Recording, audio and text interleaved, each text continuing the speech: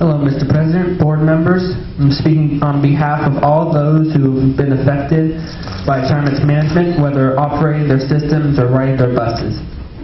I'd like you all to picture something with me. Picture an apartment complex. Once the place to live, each house is in disarray. The lights barely work, the water system's contaminated, the rent has become so high that people can barely afford their own food, and the whole place is a mess that is nearly falling apart. These houses are occupied by many people who have nowhere else to go and rely on the landlord to fix the problems they cannot fix. The landlord, however, doesn't draw his attention to the problems in his house. Instead, he fixates himself on setting up a pool in the courtyard. He's obsessed with the idea. He thinks if he can set up the pool, he'll be the coolest house on the block, and people from all around the neighborhood will come around to hang around the pool. So he sets off on constructing that unnecessary pool, taking the money he should be using to fix the house and to make it livable, to turn the lights on and to get the water run right again. But he refuses to because he wants that damn pool set up.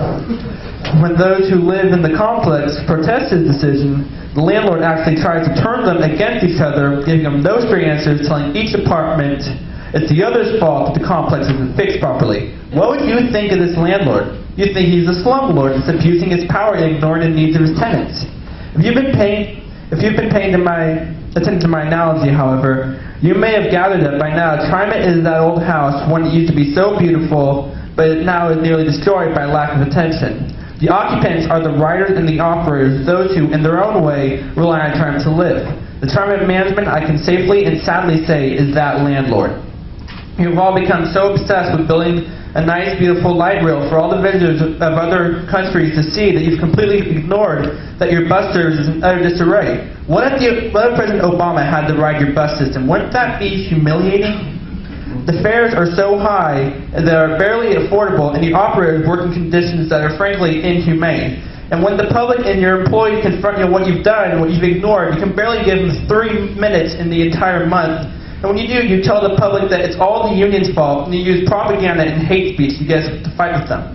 But we're not going to fall for that propaganda. We know that the increased health care costs aren't even half of your budget shortfall projection.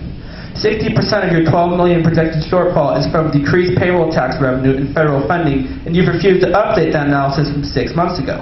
It's clear that your priority is not on those who depend on your system, and that your fare hikes and service cuts are not justified. Whether it's a landlord, CEO of a business, or officials running a transit agency, it all boils down to the same thing: bad management and the lack of accountability.